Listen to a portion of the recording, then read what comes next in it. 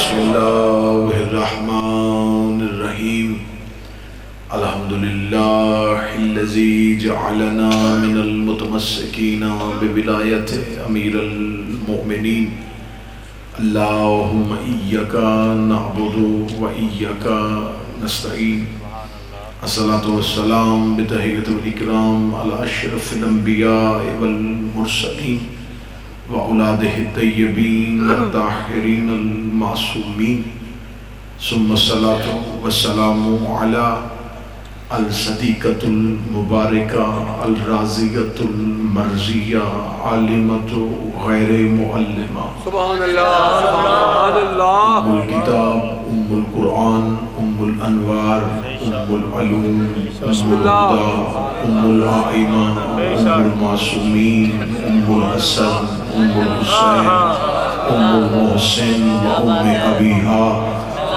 السيدة فاطمة الزهراء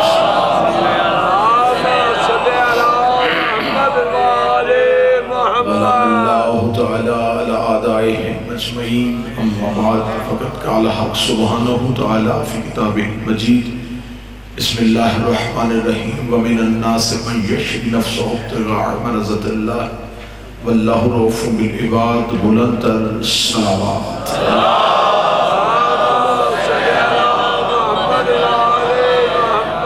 دعا ہے مالکان عزت بارگاہ والی خراسان میں آئے ہوئے تمام حاضرین کی حاضری کو قبول منظور والی مشہد میرا مالک شہنشاہ آج کی صف عزا پہ حاضر تمام مومنین کو ان کی نیتوں کے مطابق اجر عطا فرمائے جو پرشاہ بارگاہ امامت میں پیش کرنے کے لیے آئے ہیں اس امامت کا وارث پردہ غیبت میں اس پرشے کو قبول فرمائے مانی مجلس ہمارے برادر خاص جناب سید مہدی حسنین نقوی صاحب کی یہ صف عزا سرکار والی خراسان و طفیل معصومہ قوم قبول فرمائے ان کی پریشانیاں دور فرمائے حاضرین کی توفیقات میں اضافہ فرمائے ایام عزا سے پہلے میرا مالک عزاداری کے رستے میں جتنی رکاوٹیں ہیں انہیں ہمیشہ کے لیے دور فرمائے وارث کے ظہور میں جلدی فرمائے ہماری قبولیت تک پہنچائیں سہارا درود کر لیں بلند آواز سے صلوات کریں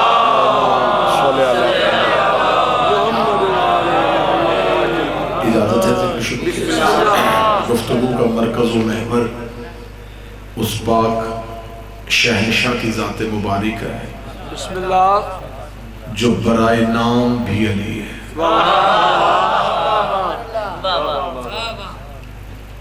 آج کی گفتگو اس پاک ذات مقدس پہ ہے بسم اللہ جس کا دادا علی المرتضیٰ ہے علی المرتضیٰ خدا نے جب انسانیت کی ہدایت کے سلسلے کو شروع کیا تو اللہ نے انسان کی ہدایت کے لیے جو پہلا ہادی ہے وہ حضرت آدم کو مخصوص کیا لیکن خدا نے حضرت آدم کی خلافت زمین والوں کے لیے تھی لیکن خدا نے حضرت آدم کی خلافت کا اعلان فرش پہ نہیں عرش پہ کیا خدا نے حضرت آدم کو خلیفہ بنایا تھا فی الارض زمین والوں کے لیے بنایا زمین والوں کے لیے تھا سجدہ آسمان والوں سے کروایا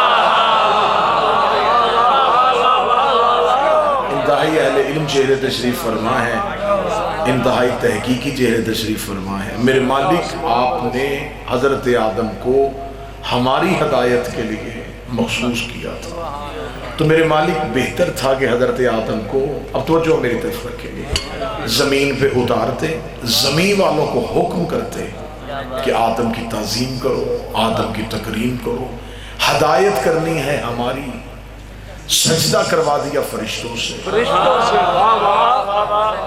بنایا خاکیوں کے لیے تھا سجدہ نوریوں سے کروا دیا خلیفہ زمین والوں کا تھا، سجدہ عرش والوں سے کروا دیا۔ میں تاخیر کرنے کا عادی نہیں ہوں، لمحوں میں نتیجے دینے کا عادی ہوں۔ میرے مالک آپ نے حضرت آدم جب خلیفہ ہمارے لیے بنایا تھا تو سجدہ فرشتوں سے کیوں کروایا؟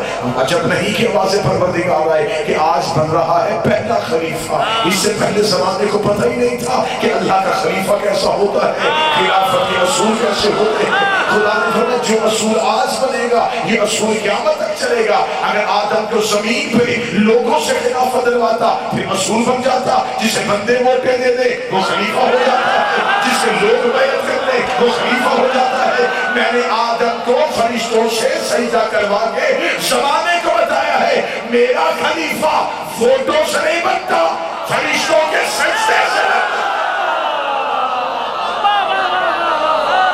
میری خلافت کا اصول یہ ہے، اللہ کی خلافت کا پہلا اصول یہ نہیں دیکھنا کہ تخت کس کے پاس ہے،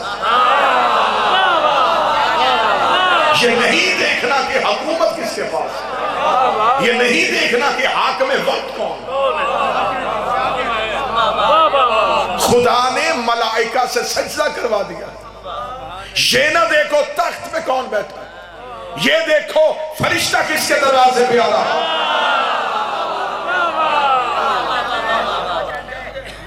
اور اللہ کی جو حجت ہوتی ہے اس کے لیے تخت، تاج، حکومت کوئی اہمیت نہیں رکھتا،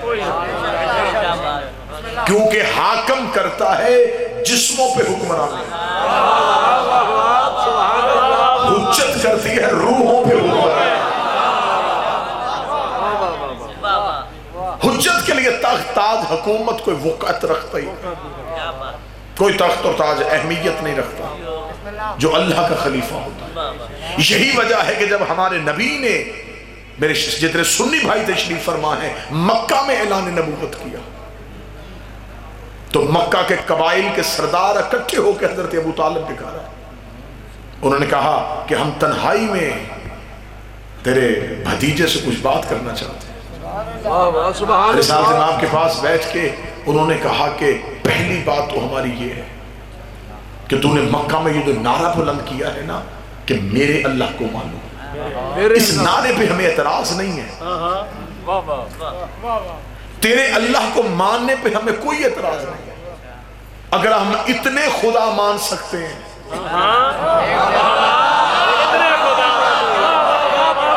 جہاں ہم اتنے خداؤں کی عبادت کرتے ہیں وہاں ایک تیرے خدا کی بھی کر لیں، اور تیرے خدا کو ماننا ہمارے لیے آسان بھی ہے کیونکہ ہمارے تو نظر آتے ہیں، تمہارا خدا تو نظر بھی نہیں آتا۔ جب تمہارا خدا نظر ہی نہیں آتا تو ہمیں اس کو ماننے میں کوئی اعتراض نہیں۔ اب توجہ آپ نے بالکل میری طرف رکھنی ہے، یہ تھوڑا سا بند کروا دیں سلسلہ، جی آنے جانے والا سلسلہ۔ تو رسالت امام نے فرمایا کہ جب تمہیں اعتراض ہے، اب توجہ میری طرف، اعتراض ہی نہیں تو پھر اعتراض کیا ہے؟ اب اعتراض سنیے گا، اس پہ میری پوری تقریر کا مطلب۔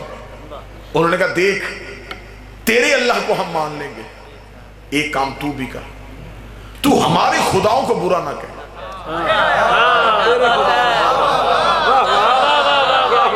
جملہ آسان کروں جو نہیں سمجھ سکے، ہم تیرے سچے کو مان لیتے تو ہمارے جھوٹوں میں لعنت نہ کر۔ اچھا کفر کا یہ پرانا مزاج ہے، کہتے ہیں کہ ہم تمہارا مان لیتے ہیں ہمارے جھوٹوں کا برا نہ کر۔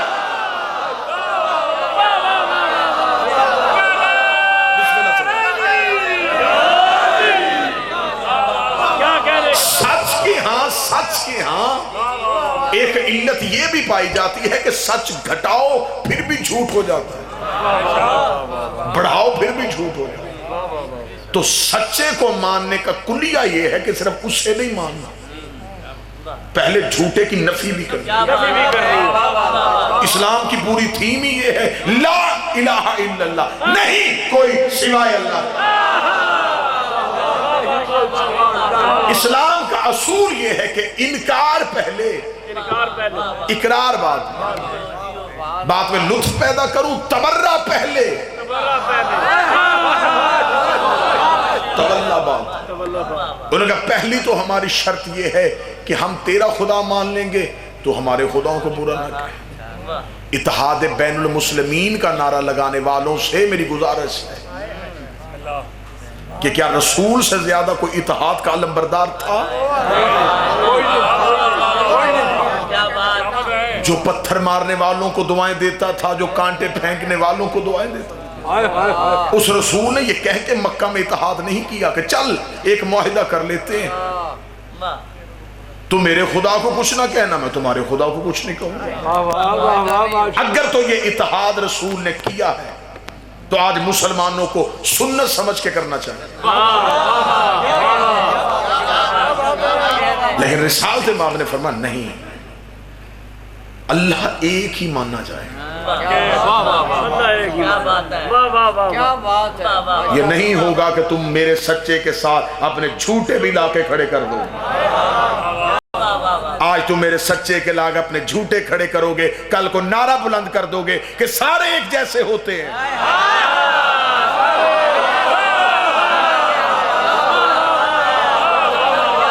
ماننا ہے تو پھر سچ کو سچ ماننا۔ انہیں پتہ چل گیا کہ یہ موقف سے ہل نہیں رہا، کیونکہ یہ کسی عام انسان کا موقف نہیں تھا، یہ اس دور کے پیغمبر کا موقف تھا۔ اب انہوں نے پینترا بدلا، جسے موضوع یاد رکھیں کہ حجت کے آگے حکومت کوئی اہمیت نہیں، انہوں نے پینترا تبدیل کیا۔ انہوں نے کہا پھر ایسے کرتے ہیں کہ ہم غیر مشروع طور پہ بغیر کسی شرط کے تجھے عرب کی سرداری دیتے ہیں، اور یہ جو لوگ تیرے پاس آئے ہیں یہ عام افراد نہیں، یہ قبیلوں کے سردار ہیں۔ جب ہم کہہ دیں گے کہ ہم نے چن لیا تو عام پبلک اعتراض کیا کرے گی، ہم تمہیں سرداری دے دیتے۔ ایک بوڑھا قریب آ کے کہنے لگا صرف سرداری نہیں دیتے، بڑے گھر سے رشتہ بھی دیتے۔ محنت کو ضائع نہ کرنا، میں امام رضا سنایا گا۔ ہم تمہیں سرداری بھی دیں گے، یعنی حکومت بھی دیتے ہیں، رشتہ بھی دیتے ہیں۔ یہ کہنے کے بعد رسول کا چہرہ دیکھا، جواب کیا آتا ہے؟ تیمر رسالت تبدیل ہو گیا، چہرے پہ ہلکی سی مسکراہٹ آئی۔ جواب اسلامیات میں لکھا ہوا ہے، فرمایا دائیں ہاتھ پہ سورج رکھو، بائیں ہاتھ پہ چاند رکھو، میں پھر بھی تمہاری حکومت کو ترجیح نہیں دوں گا۔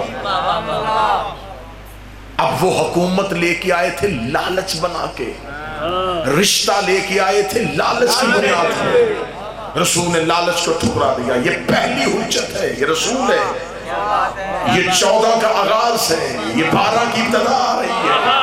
یہ نبوت کے بعد اب امامت میں اس سلسلے کو چلنا ہے۔ رسالت امام نے فرمایا کیا کہتے ہو؟ انہوں نے کہا رشتہ بھی دیتے ہیں، حکومت بھی دیتے ہیں، رشتہ بھی دیتے ہیں، حکومت بھی دیتے ہیں۔ تک میں آج تک میری سطر کا قتل نہیں ہوا، محنت ضائع نہ ہونے دینا۔ انہوں نے کہا حکومت بھی دیتے ہیں، رشتہ بھی دیتے ہیں۔ نبی نے یہ ٹھکرا دیا، پھر یہی لالچ علی کے سامنے آ گیا۔ امیر المومنین نے فرمایا اٹھاؤ اپنی سختی اونٹنی کو، تمہاری یہ حکومت میرے نزدیک بکری کے ناک سے بہتے ہوئے پانی سے کمتر ہے۔ یہی حکومت لالچ بن کے حسن کے سامنے آئی۔ حسن نے چہرہ پھیر کے بتا دیا جسے پاک طلاق دے دے وہ بیٹوں پہ حرام ہو جاتی ہے۔ یہی حکومت دھمکی بن کے حسین کے سامنے آئی۔ حسین نے 72 کے ساتھ حکومت کی دھجیاں اڑا دی۔ یہی حکومت سجاد کے سامنے آئی۔ سجاد نے قیدی ہاتھوں کے ساتھ شام کی گلیوں میں رول کے مار دی۔ یہی حکومت دھمکی بن کے باقر کے سامنے آئی، اپنے ہل کے ساتھ اڑا دی۔ یہی حکومت جعفر کے سامنے آئی، اپنے سچے خطبوں سے جھوٹوں کے چہرے دکھا دیے۔ یہی حکومت قاسم کے سامنے آئی، اپنی عطا کے ساتھ حکومت کو ملوکیت کو ہمیشہ کے لیے دفن کر دیا۔ ادھر رضا کا دور آیا، وہی کافر مسلمان ہو گئے اور سامنے آ کے کہتے ہیں حکومت بھی لے لے، رشتہ بھی لے لے۔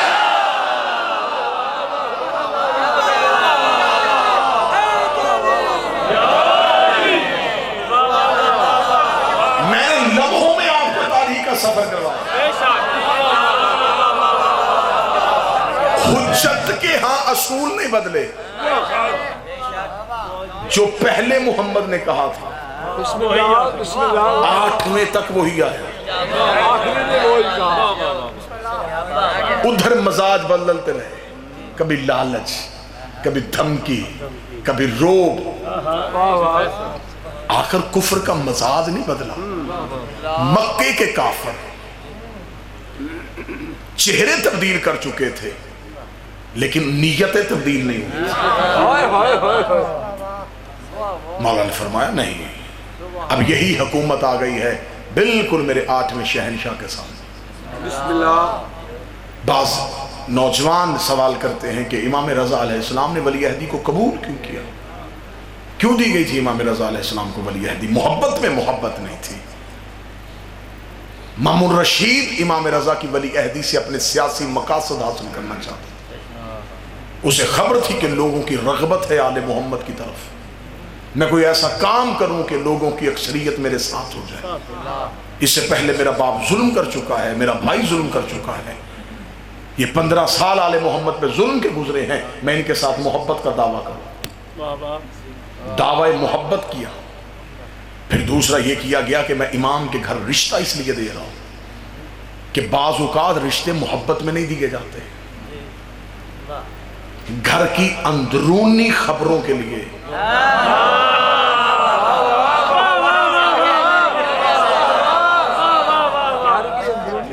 کیونکہ ہم تو ان کے گھر کے اندر داخل نہیں ہو سکتے، آیت پہرا دے رہی ہے،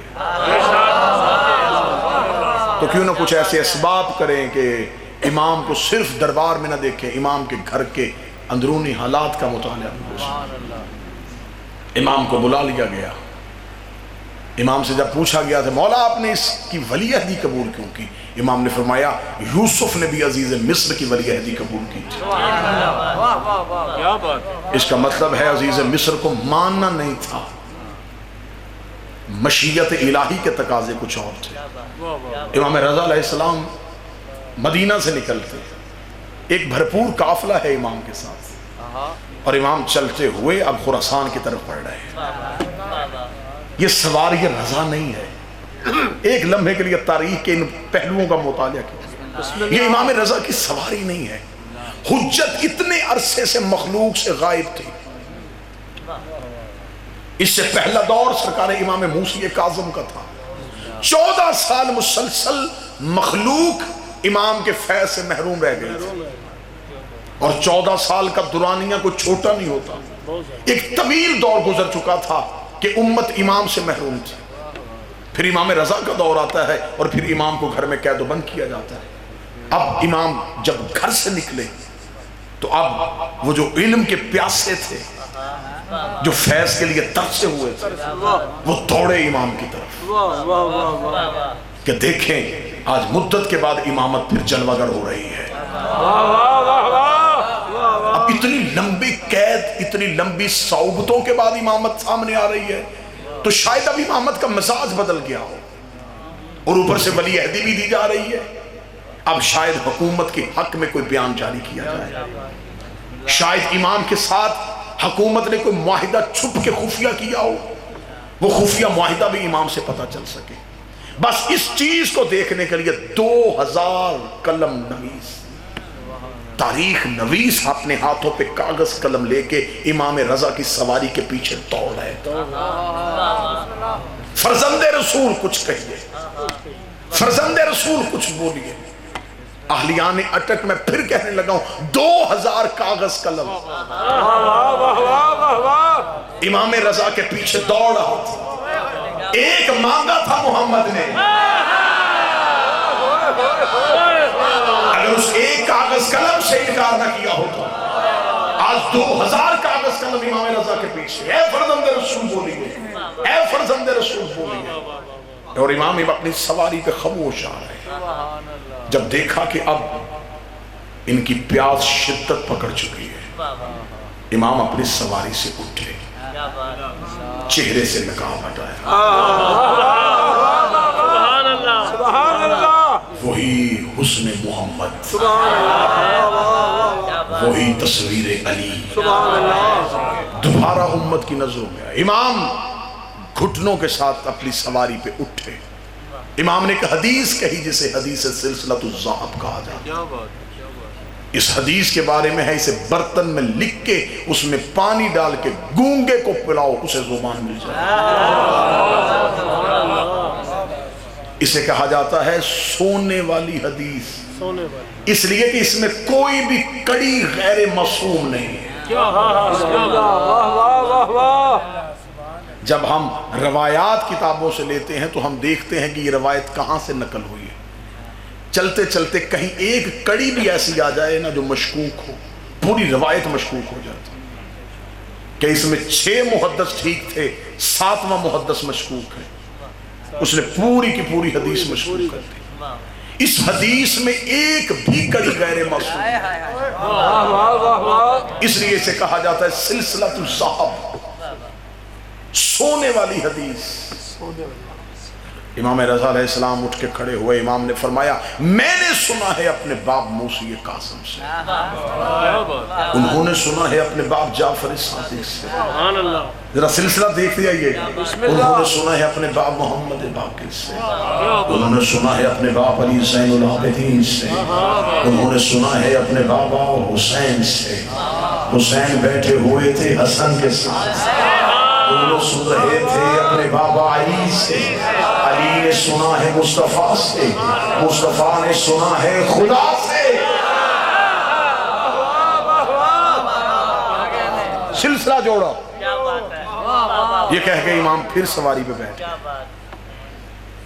اب میں تقریر میں پڑھتے پڑھتے تقریر کرتے کرتے کہوں کہ ایک بات میں سنانا چاہتا ہوں جو بہت اہم ہے، اور پھر چپ ہو جاؤں، آپ کے ذہن وہیں رکے رہیں۔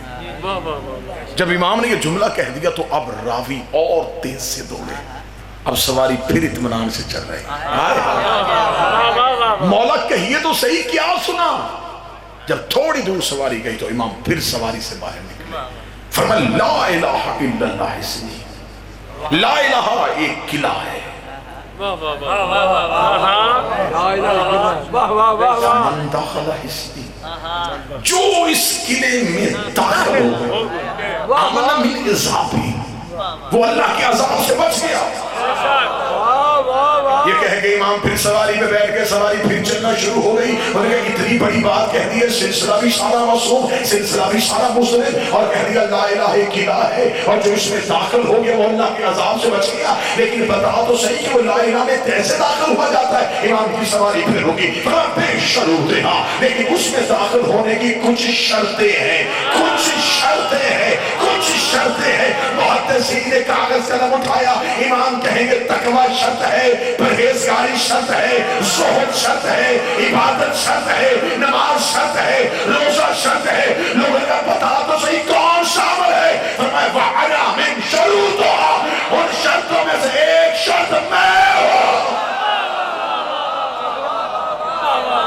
ہم آل محمد شرط۔ یہ حدیث آپ نے اتنی سنی ہے کہ مجھے حدیث پڑھتے ہوئے مجمع میں چہروں سے اندازہ ہو رہا تھا کہ کتنے پہلے اس حدیث کے قاری ہیں۔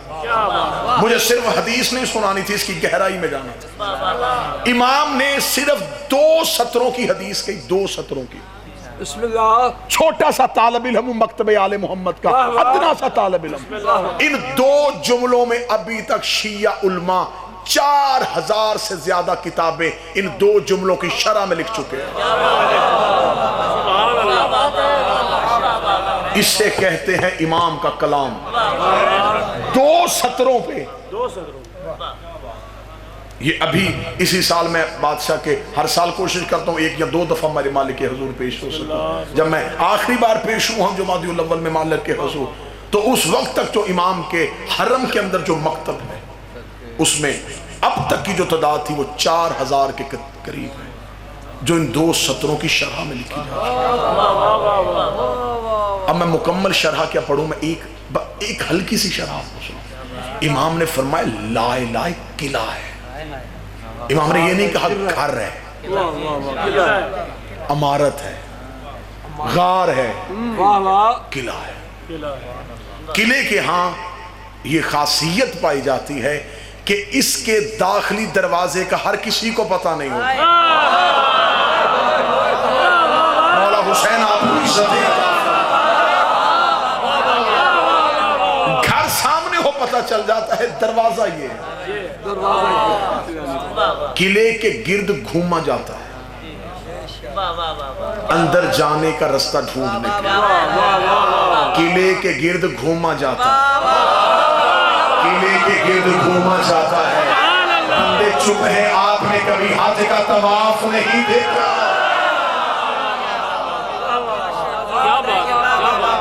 فرمایا لا الہ ایک قلعہ ہے جو اس میں داخل ہو گیا۔ کیا کہنے میرے بادشاہ تیرے کلام کے، مجھے مولا حسین کی عزت قسم، میں پھر اپنی کم علمی کا اعتراف کرتے ہوئے کہہ رہا ہوں مکتب آل محمد کا طالب علم ہوں، لیکن اس جملے پہ 1 گھنٹہ نہیں 10 گھنٹے بولا جا سکتا۔ امام نے فرمایا لا الہ ایک قلعہ ہے، یہ نہیں کہا اسلام ایک قلعہ ہے۔ جاگو یاد ہو بیٹھو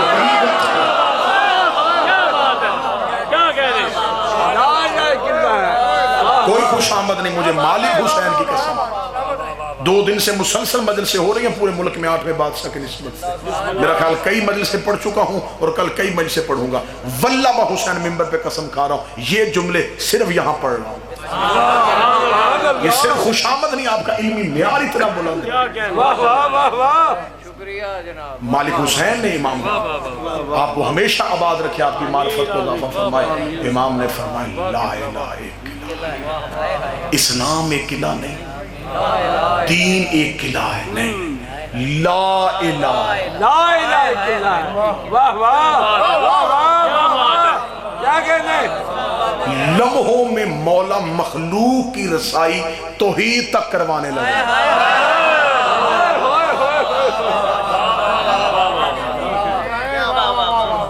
انہیں کہتے ہیں الوہیت کا تعارف کروانے لگا۔ میرے مولا نے یہ نہیں فرمایا دین ایک قلعہ ہے، اسلام ایک قلعہ ہے، فرمایا نہیں لا الہ الا اللہ قلعہ ہے، ایک قلعہ ہے جو اس میں داخل ہو گیا۔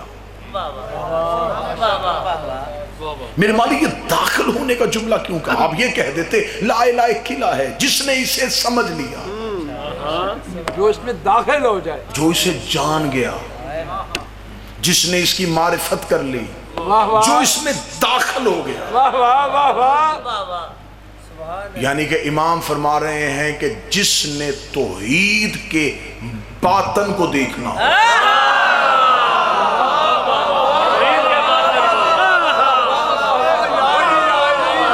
گھر کے باہر سے گزرتے رہو تو عمارتیں باہر کا پتہ دیتی ہیں، اندر کا پتہ نہیں دیتی۔ امام نے فرمایا یہ سارے لا الہ کے باہر گھوم رہے ہیں، اگر کوئی اندر جانا چاہتا، اگر تم میں سے کوئی توحید کے باطن کو پانا چاہتا،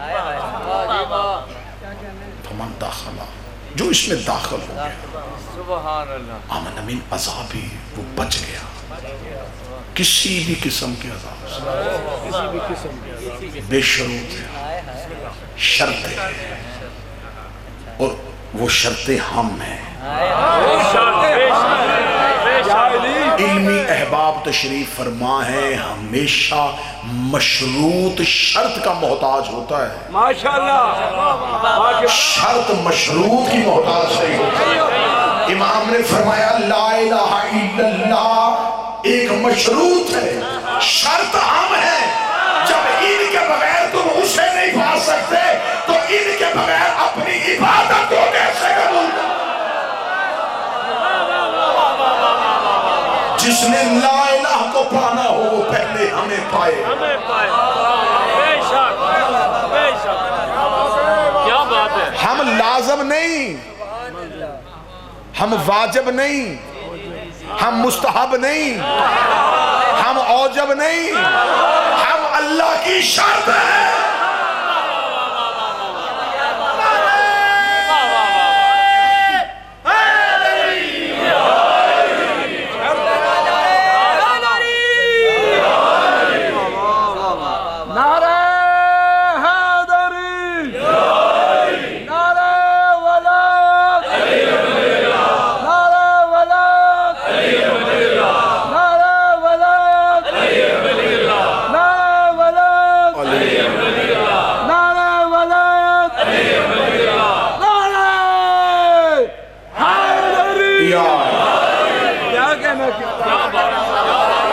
جو آیات میں بادشاہ کا ذکر سنے آیا ہے، کم از کم جو تم آ گئے ہو تم میں سے اب یہاں سے اٹھنے کے بعد کوئی یہ بحث نہ کرے کہ یہ واجب ہے، یہ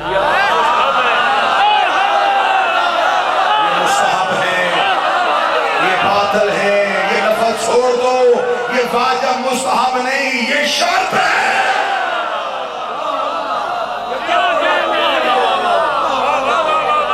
اب اتنے علمی مجمع کو میں بتاؤں کہ شرط کتنی ضروری ہوتی۔ مجھے مہدی بھائی کہیں کہ آپ نے ہمارے پاس پڑھنا، میں وہ ایک شرط ہے 9 بجے پڑھوں گا، اب یہ شرط میری طرف سے رکھی گئی ہے، میں کہوں گا 9 بجے پڑھوں گا، یہ قبول کر لیتے ہیں۔ اب ان پہ بھی لازم ہو گیا یہ 9 بجے پڑھائیں، مجھ پہ بھی لازم ہو گیا میں 9 بجے پہنچوں، کیونکہ اب مشروط ہو گیا ہے۔ فرمایا اللہ نے ہماری محبت احسان نہیں کی تم پہ، کر لو تو ٹھیک ہے، نہ کرو تو ٹھیک ہے، خدا نے کہا آل محمد شرط ہے، ان کے بغیر میں کچھ بھی قبول نہیں۔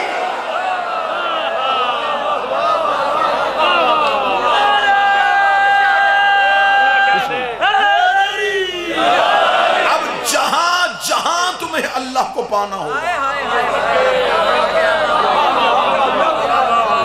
وہاں تمہیں آل محمد کو پہلے پانا تو اللہ کو پا ہی نہیں سکتے۔ یہ اللہ کی شرط ہے، یہ شرط انہوں نے نہیں رکھی،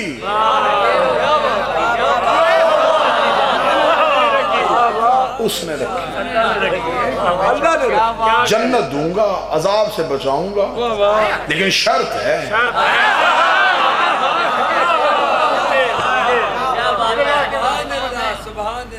حدیث سلسلۃ الذہب کو کھولا جائے تو اتنی کھلے، اشرا پڑھا جائے صرف حدیث سلسلۃ الذہب، کیونکہ میں بات کو یہاں پہ روکنا نہیں چاہتا۔ امام اتنی بڑی حدیث کہہ گئے کہ امت چکرا گئی، کہ ہم نے تو سمجھا تھا کہ اتنی مدت کے بعد آ رہے ہیں، شاید کوئی سمجھوتا، کوئی معاہدہ، یہ تو یہ کہہ گئے ہیں کہ وہ ہمارے بغیر کچھ بھی قبول نہیں کرے۔ اب تفصیلات زندگی امام کی سوانح حیات امام کی پڑھنا مقصود نہیں، صرف 1-2-4 نکات آپ کے سامنے، اور آپ کو سلام۔ امام پہنچ جاتے ہیں۔ اب جب پہنچ گئے ہیں تو اب جب امام دربار میں بیٹھ گئے تو مامون رشید یہ واحد عباسیوں کا بادشاہ ہے جس نے امام رضا علیہ السلام سے اتنے مناظرے کروائے، لوگوں کے، یہودیوں کے مناظرے، عیسائیوں کے مناظرے، دہریوں کے مناظرے، کہ کوئی ایک تو ایسا ہو جس کی دلیل امام کی دلیل سے بڑھ جائے۔ لیکن جب یہودی آتے تو کیا کہنے ہیں، بطول کا بیٹا طریت سے جواب دیتا،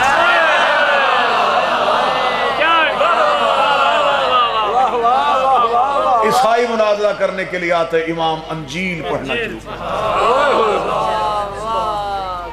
بہار اٹھا لینا، مذہب آل محمد کی جتنی سیرت کی کتابیں ہیں جن میں آئمہ کی سیرت لکھی ہوئی ہے وہ اٹھا لینا، امام کے مناظرے پڑھنا۔ میں ممبر پہ چیلنج کر کے جا رہا ہوں، جو جملے امام نے توریت انجیل سے مناظروں میں پڑھے، آج دونوں کتابیں تحریف ہونے کے باوجود وہ جملے آج بھی باقی ہیں۔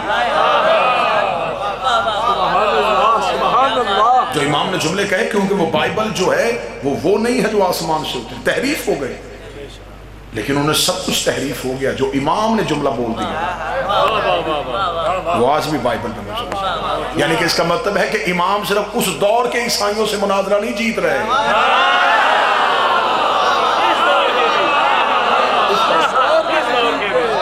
صرف اس دور کے یہودیوں کو امام کا چیلنج نہیں تھا، اس دور کے یہودیوں اس دور کی جدیدوں اتنے مناظرے کیے، علمی مناظرے میں ان میں بہت زیادہ ہے جن میں انتہائی مدلل گفتگو ہے امام کی، اور لمحوں میں بھی امام نے مناظرے ختم کیے۔ ایک لمحے سے مناظرہ ختم ہو گیا تھا، آیا تھا اس نے کہا نہیں عیسیٰ ابن اللہ ہے، امام فرمایا عبداللہ ہے، ابن اللہ ہے، فرمایا عبداللہ ہے۔ کہنے لگا آپ کے پاس دلیل؟ امام نے فرمایا تمہاری کتابوں میں کہیں ذکر ہے کہ عیسیٰ تو اللہ کی عبادت نہیں کرتا تھا؟ عیسیٰ تو نماز ہی نہیں پڑھتا تھا. عیسائی پادری سر اٹھا کے کہتا پوری رات مصلی پہ رہتا تھا, پورا دن روزے میں رہتا تھا. امام نے اپنی آواز روش میں رکھ کے کہا کیسا بیٹا تھا جو باپ کی عبادت کرتا تھا.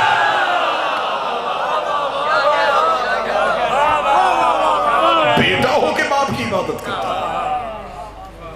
اب امام کے علم کے چرچے ہو گئے, کیا کہنے, دنیا ترسی ہوئی تھی علم کے لیے. دیکھیں چند دنوں کے لیے ایک وائرس آیا ہے اور مجالس میں وقتی بندش ہوئی. جب لاک ڈاؤن کے بعد تھوڑی مجلسیں کھلی تو مومنین کیسے دوڑے مجلسوں. اب آپ یہ دیکھیں کہ آپ 2 یا 3 ماہ کی بندش کے بعد آپ مجلسوں کے لیے اتنا ترس گئے جہاں ایک مدت گزر گئی ہو. ایک نسل جو ہے وہ جوان ہو گئی اور علم اور فیض سے محروم ہو چکی ہو. اب لوگ ترس رہے تھے, دربار بھر جاتا, امام مناظرے کرتے, امام علمی بحثیں کرتے, امام فقہ کی ترتیب بتاتے, امام اصول حدیث بتاتے, امام قرآن کی تفسیر پڑھتے. کیسے خوش نصیب لوگ تھے جو قرآن سے قرآن سنتے تھے.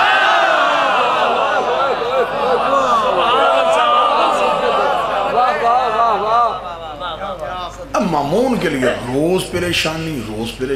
اس کا ایک اس کے لحاظ سے بہترین مشیر,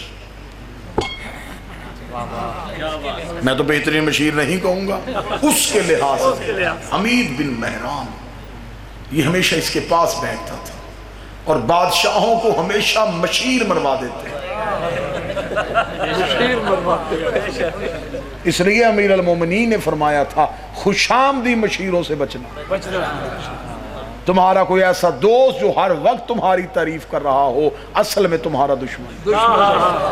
ایسے پلیتوں سے بچو جو ہر لمحہ آپ کو کہہ رہا ہو کیا کہنے آپ کے, کیا کہنے آپ کے, اسے جواب دیجئے آپ کے بھی کیا کہنے.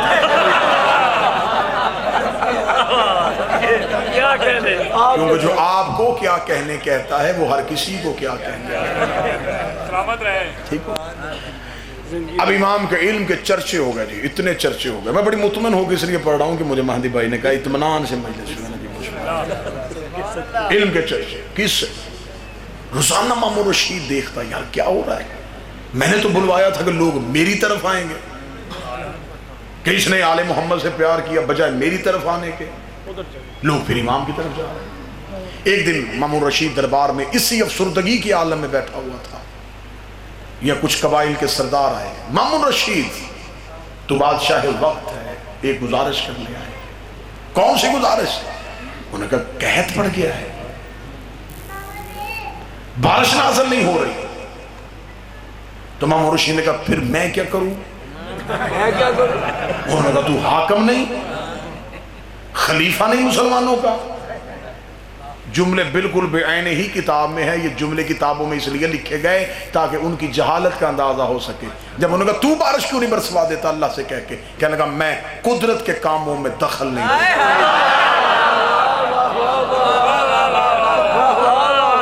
ہم کون ہوتے ہیں اللہ کے معاملات میں دخل.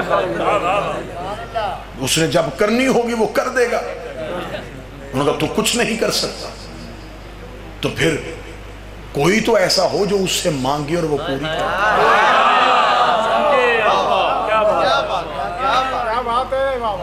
ابھی لوگ اتنا کہہ رہے تھے یہ امام کا پہلا قدم دربار. امام رضا نے مامون سے پوچھا مامون یہ رش کیوں ہے؟ کہنے لگا اے علی ابن موسیٰ رضا, یہ لوگ بارش کے لیے گئے, یہ چاہتے ہیں کہ بارش ہو. تو امام نے فرمایا تو پھر؟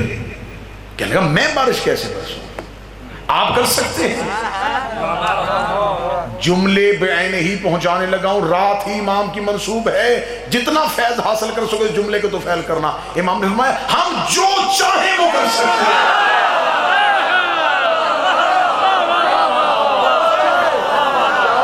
اس نے صرف اتنا پوچھا تھا کہ آپ کر سکتے ہیں. امام نے فرمایا ہم جو چاہیں وہ کر سکتے ہیں. یہ جملہ امام نے 3 مرتبہ ہم جو چاہیں وہ کر سکتے ہیں. واہ واہ واہ. پھر دربار کی طرف نگاہ کے ہم جو چاہیں وہ کر سکتے ہیں. واہ واہ. ہم جو چاہیں وہ کر سکتے واہ واہ واہ. ہیں. امام نے تکرار جملوں کی تاکہ بات کا وزن بڑھے. واہ واہ واہ. امام رشید خوف زدہ ہو کے کہتا تو پھر کہیں کہ بارش ہو. امام نے کہا ایسے نہیں، کل میدان سجاؤ، اپنے سرکاری منادی سے کہو اعلان کروائے، کل میدان میں مرد و زن اکٹھے ہوں، ہم اللہ سے دعا کریں گے. بسم اللہ. واہ واہ واہ واہ. یا علی. آؤ 8ویں بادشاہ کی رات منصوب ہے، میں شہنشاہ کی دہلیز پہ سر جھکا کے گزارش کرتا ہوں، میرے مالک بارش برسانی تھی تو وہی برسا دیتے. یہ کل والا دن کیوں کہا؟ فرمایا انہیں بھی تو پتا چلے کہ حجت کا انتظار کیسے کیا جائے.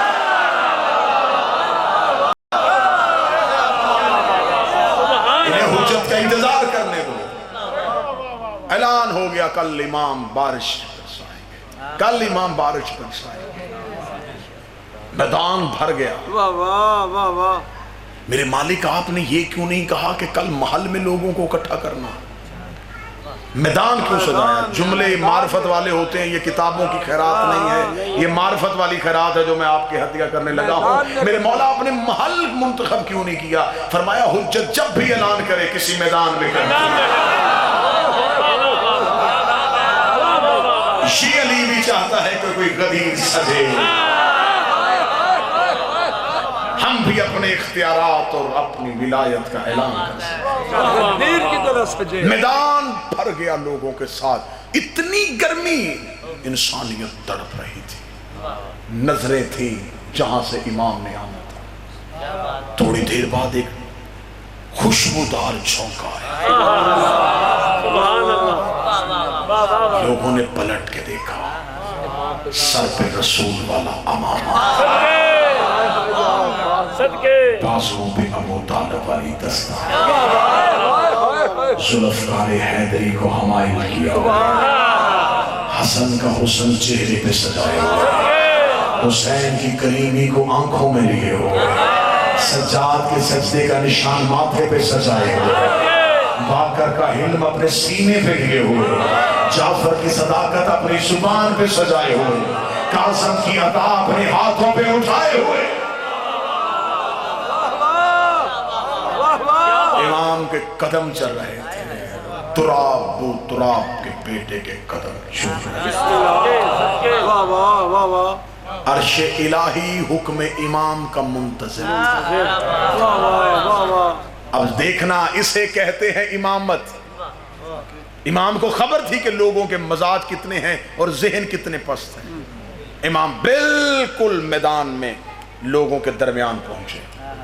درمیان پہنچ کے امام نے اپنی عبا سے اپنے ہاتھوں کو نکالا. بسم اللہ. کتاب کے جملے پڑھنا. امام کی سفید ہتھیلیاں آسمان کی طرف اٹھی. اٹھانے کے بعد میں نے کہا بار الہا، تجھے میری امامت کا واسطہ.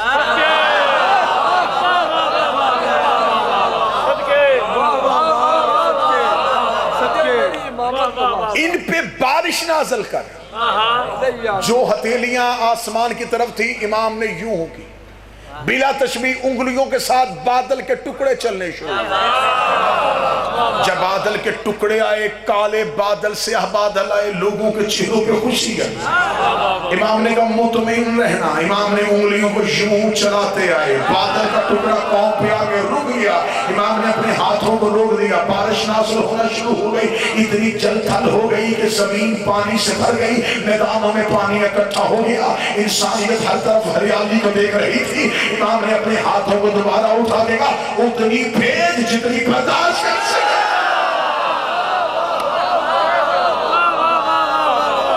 وہ دے جو رحمت بنے. یہ جملہ کیوں کہا امام نے؟ امور الہی کا مختار تھا. اگر دوبارہ جملہ نہ کہتا تو آج تک ہوتی رہے.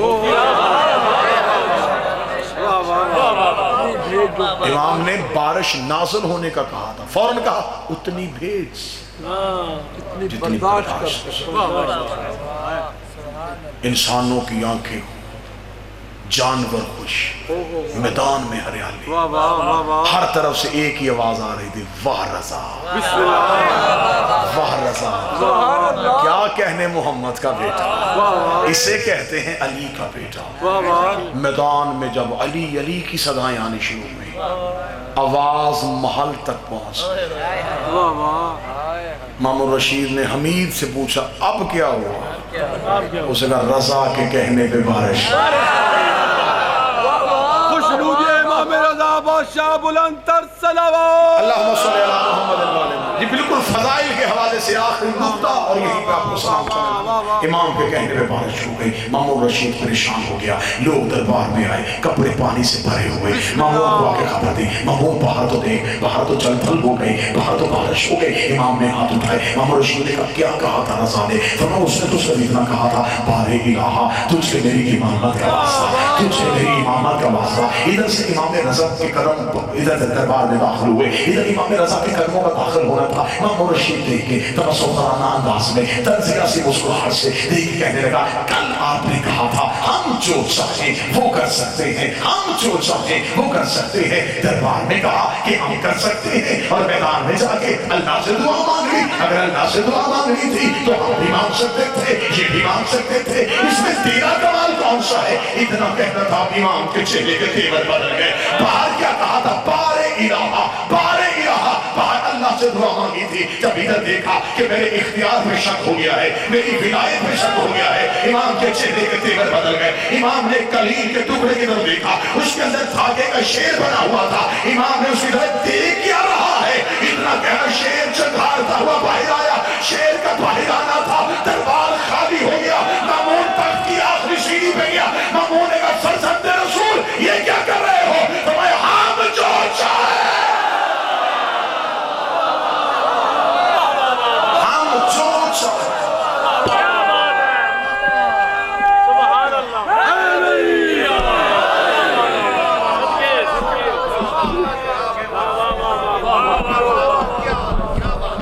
ہم جو چاہیں وہ کر سکتے۔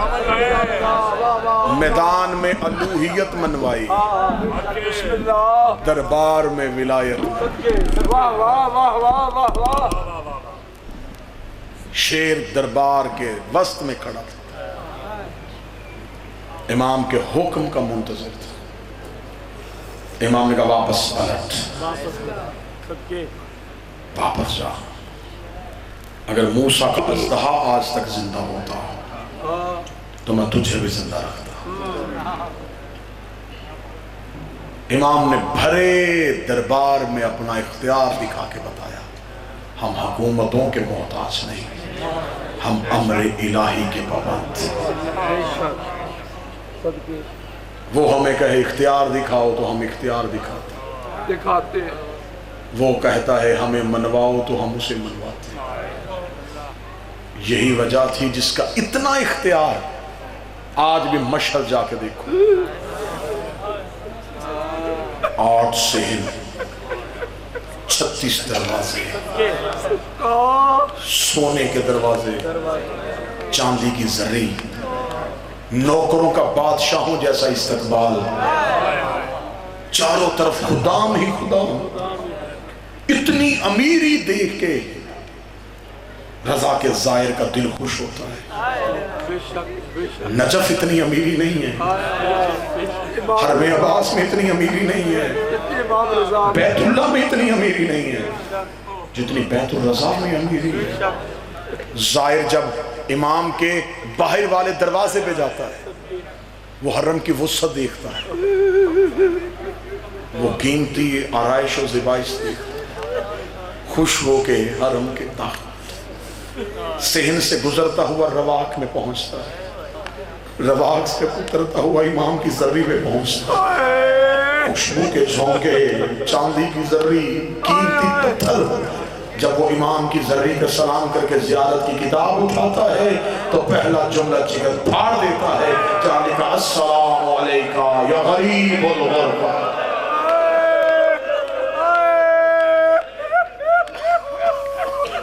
اس غریب سے مراد ہماری زبان کے مطابق غریب نہیں. اردو میں غریب اسے کہتے ہیں جس کے پاس مال ہو، جس کے پاس دولت ہو. امام کی تو اتنی دولت ہے، لیکن عربی زبان میں غریب کہتے ہیں مسافر، جس کا وطن ہی کوئی نہ ہو.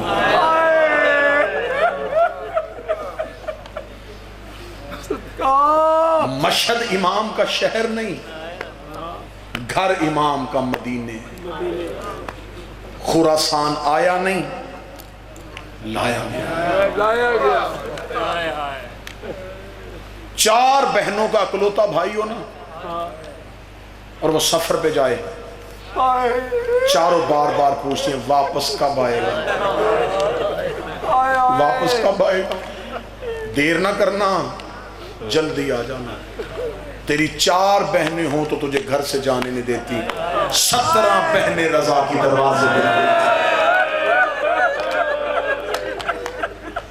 جب امام رضا علیہ السلام نے مدینہ چھوڑا، میرے پاس جتنی ذاکری ہے وہ ساری مشہد کی خیرات.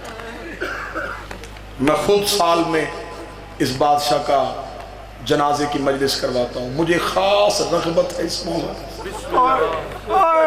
خاص الفت ہے مجھے اس امام کے ساتھ. میری زبان اگر بولنا سیکھی ہے تو میرے مشہد والے مولا کی دہلیز چاٹ کے بولنا سیکھی. 17 بہنیں دروازے پہ کھڑی تھی رضا کی.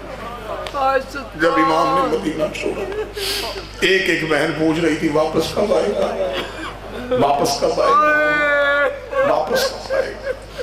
17 بہنوں کا جب ایک ہی سوال ہوا نا، واپس کب آئے گا، آخر بار دروازے پہ رک کے کہتا ہے اب میں نے نہیں. میں نے جملہ پڑھا جہاں سے ہائے نکلی، رضا مولا تیری ہائے قبول کرے. جب مولا نے فرمایا اب میں نے نہیں آنا، ابھی سونا چپ تھی، یا کم والی بی بی کا ہاتھ رضا کی اب آپ پہ آیا، رو کے کہتی ہے کسی اور کا مل نہ مل، میں تجھے ڈھونڈنے ضرور آؤں. کوئی اور آئے نہ آئے، میں تجھے ڈھونڈنے ضرور آؤں. بڑی خاص محبت تھی اس بہن اور بھائی. اکثر ذاکرین جب بھی، کیونکہ یہ مصائب کم پڑھے جاتے ہیں، معصومہ قم کے مصائب، میں مسلسل شہادت امام رضا سنانا چاہتا ہوں. معصومہ قم کی شہادت بھی ابھی پوری نہیں پڑی. ساوا کی پہاڑیوں پہ جو پاؤں کے تلوے پھٹے تھے نا، مجھے بی بی کی عزت کی قسم ہے اس بی بی کو بھی زہر دی گئی. میں نے پوری تحقیق کی ہے. ایک مسجد میں قیام تھا جب ایک ملاؤں نے اپنی عورت کو دودھ میں زہر دے کے، جب پتہ چل گیا یہ موسیٰ کاظم کی بیٹی ہے، بھائی کو بھی زہر مل گئی، بہن کو بھی زہر مل گئی. محرم قریب آ رہا ہے، میرا مولا حالات بہتر فرما، ہمارے لیے رونے کے اسباب مہیا کر. اتنا لوگ ہنسنے کی تیاری نہیں کرتے جتنی یہ قوم رونے کی تیاری کرتے. اتنا ماؤں کو بیٹوں کی شادیوں کا انتظار نہیں ہوتا جتنا اس قوم کی ماؤں کو حسین کے محرم کا انتظار. یہ میں منت کر کے کہوں گا، محرم آئے نا، عزادار بن کے نوکری کرنا. میں نے خود کتاب میں پڑھا ہے کہ امام رضا محرم کے دنوں میں پاؤں میں نلین اور سر پہ دستار نہیں پہنتے. جب بغیر دستار کے محمد کا بیٹا بازار میں آتا، لوگ کہتے ہو خلق عظیم کا مالک تیرے گھر کے طریقے نرالے ہیں، لیکن آج سر پہ امامہ کیوں نہیں ہے؟ امام آسمان کی طرف اشارہ کر کے کہتے وہ چاند طلوع ہو گیا ہے جس نے میری ماں کے سر سے چادر.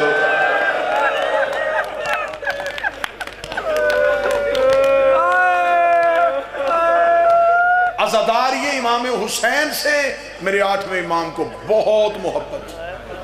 مجلس کا انتظام کرتے، صرف انتظام نہیں کرتے، امام قلین خود بچھاتے تھے. नौकर आके कहते मौला हमें हुक्म करने, मुझे ये नौकरी करने। इमाम खुद कलीन बिछा। आज ये रवश बन गई है ना, बंदे कहते ठीक है हम बाहर बैठ के भी तो मजलिस सुन सकते हैं, हम लाइव भी तो मजलिस सुन सकते हैं। सुन लोगे मजलिस के एक हिस्से का अजर मिल जाएगा, लेकिन जो यहाँ बैठने का अजर, मैं बार बार मिंबर पे कसमें खाने का आदी नहीं, 8वें इमाम की मंसूबरात है ये। जो तुम मजलिस में आते हो तुम अपनी मर्जी से नहीं आते। मौला फरमाते एक दिन पहले उस मजलिस में हाजिर होने वालों की फहरिस्त बनाते। एक रात पहले ज़हरा उनके घरों में जाती है, रोने लगी कल तूने मेरे बच्चे के जनाजे पे आना है, कल तूने मेरे बेटे का ताबूत उठाना है, मैं तेरे घर में तुझे दावत देने के लिए आई हूँ, मेरे बेटे के जनाजे पे जरूर। ये फरिश्त बकीर वाली बीबी बना, जहां से मर्द दाखिल होते हैं यहां पे अली खड़े होते हैं, जिस दरवाजे से मस्तूरात दाखिल होती हैं वहां ज़हरा खड़ी होती है। बिल्कुल मजलिस के आखिर में शाम वाला सज्जाद बैठा। मौला हुसैन आपको अजर दे, इंतहाई रूहानियत मिल, मजलिस की रूहानियत बता रही है कि किसी मासूम की। इमाम खुद दरिया बिछाते, खुद एहतमाम करते। हुसैन का जाकर छोटा हो बड़ा हो एहतराम जरूर करना। इमाम हुसैन अलैहिस्सलाम के जाकर का मौला रजा इतना एहतराम करते थे, मुहर्रम का चांद हो गया, इमाम ने दरिया बिछा दी। दरिया बिछा के अपने नौकरों से कहने लगे कोई जाकर बुलाओ, खुद वारिस है, मैं थोड़ी देर रोना चाहता हूं। एक नौकर ने कहा मौला किसी पर मत, देबल खुजाई को बुलाओ। नौकर दौड़ा देबल के दरवाजे में, देबल तुझे इमाम ने याद किया। हुक्म इमाम मिला, देबल दौड़ा। अब नोहा खान है, देबल शायर था, मौला मरसिये लिखता था। इधर से देबल दौड़ा, मुझे कुरान की इज्जत की कसम है, इधर देबल इमाम के दरवाजे पे आए, इमाम दरी से उठे, देबल की तरफ दौड़े, देबल के गले में बाहें डाल के कहते मेरी दादी के मददगार तुझ पे मेरा सलाम, ऐ मेरी मां ज़हरा के मददगार तुझ पे मेरा सलाम। इमाम ने जब खुद सलाम किया और ये कह के कि मेरी मां के मददगार, देबल का बदन कांपा, देबल डर गया। इमाम ने देबल का हाथ पकड़ा, हाथ पकड़ के इमाम जाए मजलिस पे लेके आए। जाए मजलिस पे आके देबल मुहर्रम आ गया, तूने मेरे बाबे के लिए कुछ लिखा है?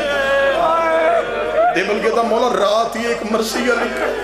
इमाम ने कहा जल्दी सुना, घरों में नहीं गलियों में सुनो के निकलोगे। जब इमाम ने कहा मरसिया सुना, देबल खड़ा होकर पढ़ लगा। इमाम ने कहा यहाँ ना खड़ा हो, मिंबर पे बैठ। मिंबर पे बैठने का नाम आया, देबल ने कहा आप कहाँ बैठेंगे? फरमाया तू मिंबर पे बैठ, मैं मट्टी पे बैठता हूँ। देबल ने कहा मेरी जुर्रत है, नौकर मिंबर पे बैठे और मोहम्मद का बेटा जमीन पे बैठे। फरमाया तू साकिर शबीर बन, मैं आज़ादार हुसैन बनूं। थोड़ी देर मुझे आज़ादार बनने दे। देबल कहता हुक्म इमाम हो गया था। देबल कहता हुक्म इमाम मुझ पे तमील वाजिब थी। देबल डरता हुआ मिंबर पे बैठा। देबल खजाई ने जो मरसिया पढ़ा, ये मरसिया आज भी अरब में मशहूर है। आज भी अरब में इस मरसिये की मकबूलियत उतनी है। शहीद मोहसिन नकवी ने देबल के मरसिये को उर्दू में तर्जमा किया था। ज़हरा तेरी कलियों का सहरा में बिखर जाए। ये तख़य्युल मोहसिन साहब का नहीं था, ये तख़य्युल देबल खजाई का था। मोहसिन ने तर्जमा किया था। दिल को तड़पा देने वाला मोहसिन का शेर था। सज्जाद ये कहते थे मासूम सकीना से अब्बास के लाशे से चुपचाप गुजर जा।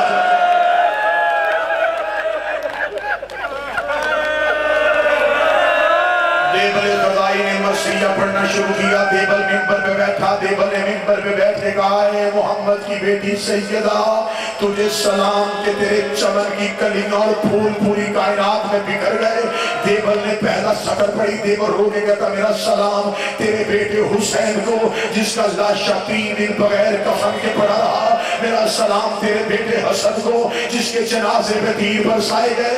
मेरा सलाम तेरे बेटे सज्जाद को जिसे शाम की गलियों में मारा गया। मेरा सलाम तेरे बेटे बाकर को जिसे कमसरी में जंजीरें पहनाई गई। मेरा सलाम तेरे बेटे जाफर सादक को जिसे गुर्बत में जहर दी गई। मेरा सलाम तेरे बेटे मूसी काज़म को जिसे 14 साल कैद में रखा। इतना जुमला पढ़ने के बाद देवर मिंबर से उतरा। इमाम रज़ा की आवाज आई दोबारा मिंबर पे जा। देवर रोकता मेरा मसीहा खत्म हो गया। इमाम ने कहा एक शेर मेरी तरफ से पढ़। इमाम ने शेर लिखा, देवर मिंबर पे गया। देवर ने कागज का टुकड़ा खोला, उसमें लिखा ज़हरा मेरा सलाम तेरे उस बेटे को जो तू उसमें गुर्बत की हालत में दफन हो जाएगा। देवर रोकेगा मौला मुझे तो नहीं पता फातिमा का कोई बेटा तू उसमें भी दफन है। इमाम ने गिरेबान को मारा, रोका ये तेरा गरीब है जो तू उसमें अकेला दफन हो जाएगा। देवर ने दोबारा शेर पढ़ा, या मजदूरात की तरफ से कनात उठी एक सफेद बालों वाली कनीज रोती हुई मजमे में आई। रोकनी देवर मिंबर छोड़, जब से तूने शेर पढ़ा है कभी कोई बहन बेहोश, कभी कोई बहन।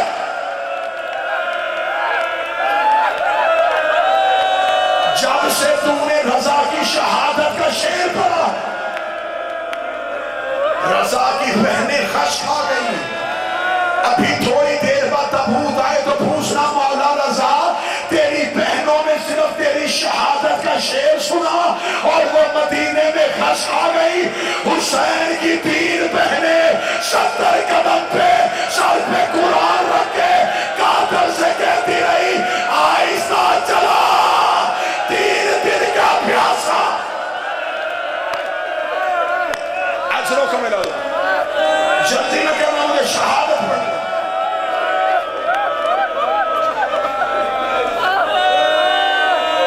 बड़ी करीब से शहादत शुरू करने लगा। मासूमा कौम के मुसाहिब पढ़ के तबूत बरामद नहीं करवाऊंगा, इमाम रजा के मुसाहिब पढ़ने लगा। इमाम को घर से बुलवाया गया। मौला आपको मामून ने दरबार में बुलाया। गलत पढ़ूं मुझे मेरा 8वां शहनशाह माफ कर। ज़ुमुर्द की जहर दी गई रजा को। ज़ुमुर्द मार के जहर तैयार की गई। जो नहीं रो सके मैं तुम्हें बताऊं, जिस किताबों में ये ज़ुमुर्द की जहर का जिक्र है उसके नीचे हाशिए में लिखा हुआ है कि ये जहर इतनी सख्त थी ये वसीयत का मौका भी नहीं देती थी। जिसको ये दी जाती थी वो वसीयत भी नहीं कर सकता, वो ये भी नहीं बता सकता था कि मुझे किसने दी। इस जहर की शिद्दत कितनी थी मैं मुसाहिब के आखिरी जुमलों में आपको सुना दूंगा, फिर आप जाने और मेरा 8वां बात सुने। मेरे भाई ने जो इशारा किया बिल्कुल बे नहीं। 2 नौकर इमाम के साथ आखिरी वक्त तक रहे, अबा सल्लत हरबी और हरसम। रवायात कहती हैं अबा सल्लत का ताल्लुक अफगानिस्तान से था। ये इमाम रजा के साथ ऐसे ही रहते थे जैसे रसूल के साथ सलमान अबूजर रहते थे, जैसे अली के साथ कम्बरो मिकदाद रहते थे। ये इमाम रजा के साथ रहते थे। अबा सल्लत आया, मौला सिपाही आया, वो कहता मामून दरबार में बुलाओ। जब अबा सल्लत ने ये जुमला कहा इमाम ने आसमान की तरफ मुंह करके कहा इन्ना लिल्लाहि व इन्ना इलैहि। अबा सल्लत मेरा हाथ थाम, अबा सल्लत ने हाथ थामा। आज मशहद में जहां इमाम की जर्री है इमाम वहां लेके आए। इमाम ने फरमाया मामून मुझे जहर देने का इरादा रखा। अबा सल्लत आखिरी वक्त में वसीयत की मेरा इस प्रदेश में है, मैं सिर्फ तुझे वसीयत करने लगा, मेरा जनाजा यहां लेके आना।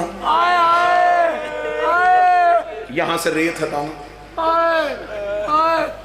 नीचे से एक पत्थर की तख्ती बरामद होगी, उसे उठा लेना, नीचे एक बनी हुई कब्र होगी, उसमें पानी होगा, उसमें अपनी 5 उंगलियां रख के ये दुआ पढ़ो, पानी खुश्क हो जाएगा, मुझे यहां दफना दे। अगर हो सके अपनी बेटियों को कहना मेरी कब्र पे आ।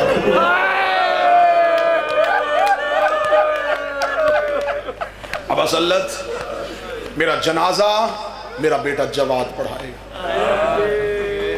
मेरा जनाजा रखने के बाद चेहरा किबला की तरफ रखना, इजाज़त इमामत के साथ मेरा बेटा आएगा, वो मेरा जनाजा पढ़ाएगा। ये कहने के बाद इमाम चल पड़े। अब असलत पूरे रास्ते रोता रहा, रो के कहता खबर जो है जहर मिलनी है, मदीने क्यों नहीं चले जाते। इमाम ने फरमाया नहीं, ये जहर नहीं दे रहा, उधर से हुक्म आ गया, अगली हुज्जत का दौर शुरू होने वाला। मौला कैसे पता चलेगा कि इसने जहर दे दी। इमाम ने अपना अमामा खोल लिया, इमाम ने फरमाया अगर ये चादर बन के मेरे चेहरे पे हो तो समझ लेना मुझे जहर मिली, और अगर देखना हो कि कितनी सख्त मिली है तो मेरे पाँव की तरफ देखना। अब असलत कहता है मैं रोता हुआ गया, या मामून का दरबार आ गया, इमाम दरबार के अंदर दाखिल हुए। अब असलत कहता है मैं दीवार के साथ बैठ गया, रो रो के कहने लगा बीबी ज़हरा मुझे माफ कर दे,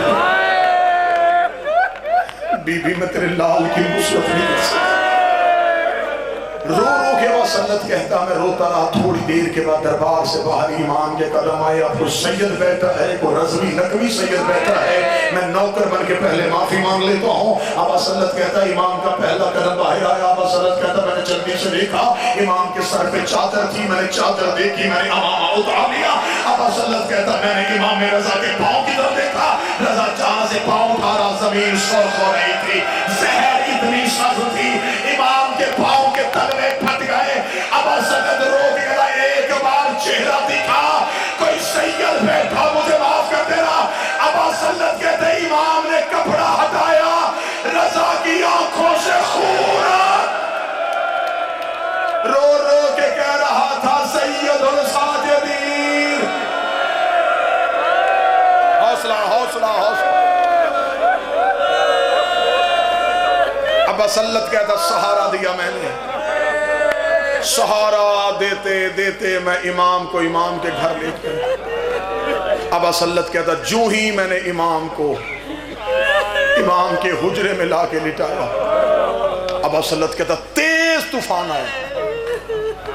ये हुज्जत की शहादत की अलामत होती है, जब हुज्जत को जुल्म से शहीद किया जाए आसमान रोता है। हर हुज्जत की शहादत के वक्त कायनात के तगय्युरात और तब्दीलियां आती हैं। अब असलत कहता इधर इमाम को मैंने इमाम के हुजरे में लिटाया, तेज आंधी आई, तेज बारिश, दरवाजे के साथ दरवाजे लग रहे थे, इतना खौफनाक तूफान आ रहा था जैसे अभी आसमान से खून बरसना शुरू हो रहा था। अब असलत कहता मैं रो रहा था, इमाम के वादे जल्दी कर हरसमा को लेके आ। अब असलत कहता मैं गली में निकला, मुझे दीवारें नजर नहीं आ रही थी। अब असलत कहता मैं कभी इस दीवार से लगता, कभी उस दीवार से लगता, मैं गलियों में रो रहा था और रो रो के कह रहा था कोई अकेला भी ना हो, कोई तन्हा भी ना हो, कोई परदेसी भी ना हो, किसी को गरीबुल बदरी भी नसीब ना हो। आयो मेरा गरीबुल बदर मौला, ना तेरी बहनें करीब है, ना तेरे बेटे करीब है। अब असलत कहता मैं रोता रोता हर समा के दरवाजे पे आया, हर समा ताकि बातें इलाहिया में मसरूफ था। मैंने दरवाजे पे कहा मुसल्ला बंद कर, कुरान को शहर मिल गई है। हर समा ने मुसल्ले को बंद किया। अब असलत कहता इतना तेज तूफान था, मैं कभी हर समा को थामता था, कभी हर समा मुझे पकड़ता था। हम रोते रोते जब मौला के घर पहुंचे, हमने दरवाजा खोला, हमने बिस्तर पे इमाम रज़ा को ना पाया। अब असलत कहता मैंने जमीन पे हाथ मारे, रेत पे ज़हरा का बेटा ऐसे तड़प रहा था जैसे मछली बगैर पानी के तड़पती है। अब असलत कहता मैंने पाँव पकड़े, रोके का मौला जहर की शिद्दत ज्यादा है, आवाज आई तेरे आने में देर क्यों हुई। रोके का मौला मौसम बड़ा खराब है। इमाम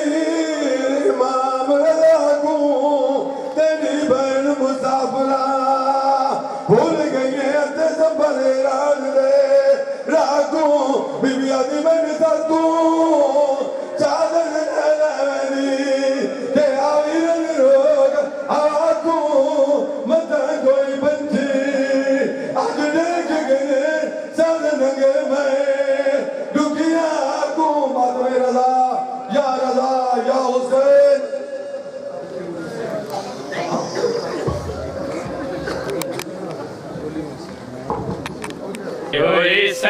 حسین ڈسا ملے ہے کہ نہیں ویر رضا رلے حسین ڈسا ملے ہے کہ نہیں ویر رضا رلے حسین ڈسا ملے ہے کہ نہیں ویر رضا رلے حسین ڈسا ملے ہے کہ نہیں ویر رضا رلے حسین ڈسا ملے ہے کہ نہیں ویر رضا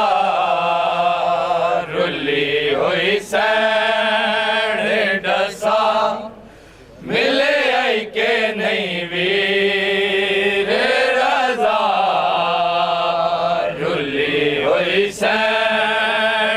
ڈسا ملے ہے کہ نہیں ویر رضا رلے حسین ڈسا ملے ہے کہ نہیں ویر رضا رلے حسین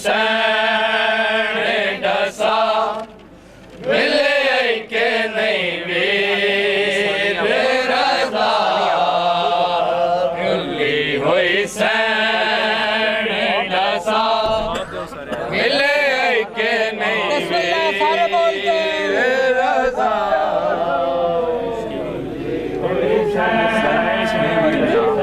میں بھی آکھا لیں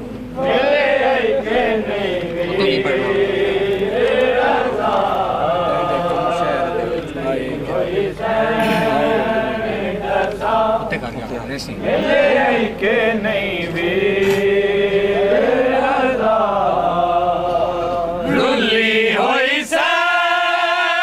ڈسا ملے کہ نہیں ویر رضا رلی حسین ڈسا ملے کہ نہیں ویر رضا کم شہر دے وچ آئے کہ نہیں ویر رضا تینے کم شہر دے وچ آئے کہ نہیں ویر رضا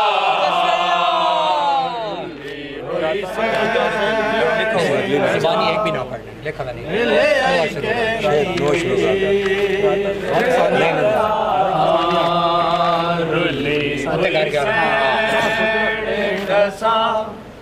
ملے